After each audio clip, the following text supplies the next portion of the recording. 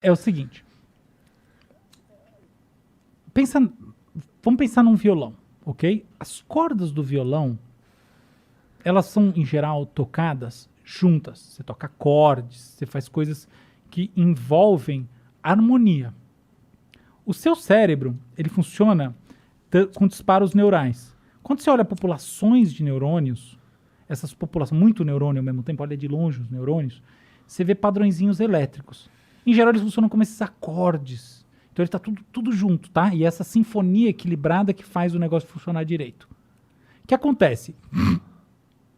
A maconha, ela dá uma reduzida na atividade de algumas frequências de onda, mais altas especialmente, tá?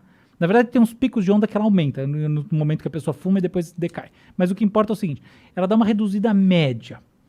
Essa reduzida média se traduz por um tipo de frequência chamada θ, que é de 4 a 8 Hz e maior quantidade. Tá? Então, as frequências são assim, 0 a 4 Hz, delta.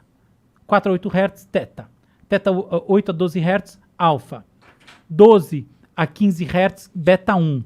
15 a 30 Hz, beta 2. Depois 30 a 60 e poucos Hz, você tem gama, tá bom? Então, a frequência de alta total performance cerebral, bababá. O que acontece na meditação? Não, meditação você tem predomínio de alfa, tá? Alfa. Alfa quer dizer, curiosamente, existe uma relação inversa entre atividade neural e alfa. Olha que interessante. Muito louco, né? Então, alfa, que não é tão baixo, está sinalizando baixa atividade. Então, por exemplo, as pessoas em geral têm mais atividade neurológica no seu hemisfério dominante do que no outro, tá? Então, em geral, no esquerdo, e pré-frontal.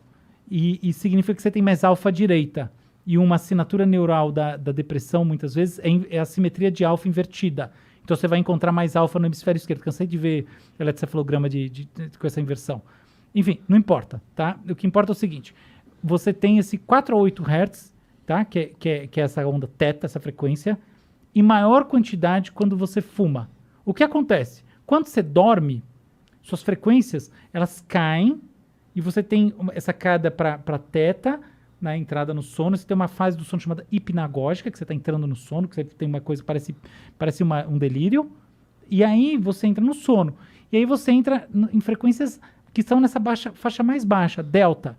O que acontece? Quando você fuma, você tem uma diferença menor entre as suas frequências da vigília e suas frequências do sono. Entendeu? A quebra é menor.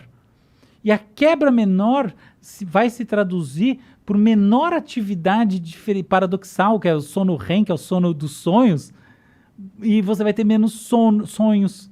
Então é engraçado isso, mas, por exemplo, pensa na pessoa que, eu vou dar uma relaxada muito grande antes de dormir. Isso em geral não acho muito bom. Você reduz essa frequência e aproxima a experiência do antes de dormir com a experiência de dormir, você tem insônia. Você tem que ter uma certa quebra nisso, entendeu? Por isso que quem mexe com sono fala pra você, não fica na cama rolando, faz alguma coisa, etc. Deita pra ter uma quebra, entendeu? Então essa é a razão pela qual se sonha menos. É possível que pelo fato do maconheiro hardcore tipo eu não estar sonhando, a gente está deixando de ter alguns processos que eram necessários por não ter esse momento onde essa mudança drástica acontece? A palavra necessária é a palavra forte, eu acho que não. Eu acho outra coisa, que o sonho tem sua função. Tá? O sonho tem sua função. A função do sonho, saindo de uma esfera mais psicanalítica, etc., a função do sonho é processar informações do seu dia. Então ajuda. Isso, sem dúvida ajuda, tá? Existe uma base evolucionária para sonhar. Você não vai gastar energia do cérebro fazendo um negócio no meio da noite se não tem sentido evolucionário. Simples assim, tá? Porque pensa que boa parte da nossa história a gente estava na pressão, assim. Qualquer coisa que gastasse energia e, por exemplo, era mais, então se você não vai usar aquilo para nada, era mais fácil você ficar meio prestando atenção no ambiente, semi-dormindo, né? Porque qualquer perigo você tá lá. E na hora que você tá sonhando, você tá fora. Então tem que ter uma função para isso, né? Ultra importante. Pelo risco. Exatamente. Não vou ter ultra, mas tem que ter uma função importante. É isso aí. No mínimo importante. Então, eu diria que existe uma função no sonho. Agora, o que acontece? Muita gente reporta não sonhar. E mais do que isso, a ideia de que a gente sonha a vida inteira também não é tão verdade. Tá? A capacidade de sonhar, ela tende a decair com a idade. Então, assim, pessoas mais velhas, a taxa de gente que sonha menos, mais velho, ou quase nunca sonha, é muito maior do que aos 12 anos de idade, entendeu? Faz sentido, quando eu era jovem eu sonhava.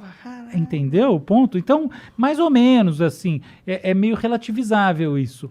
Agora, assim, eu gosto muito de sonhar, tá? Agora, eu não sou lá um grande sonhador, eu já fui. Mas hoje em dia meus sonhos são mais picados, são mais curtos. Assim, eu não tenho sonhos insanos, assim. De vez em quando eu tenho, mas bem menos. Você já aprendeu alguma coisa foda com sonho? Isso que você tá falando você falou que o sonho ele tem uma função de processar o teu dia.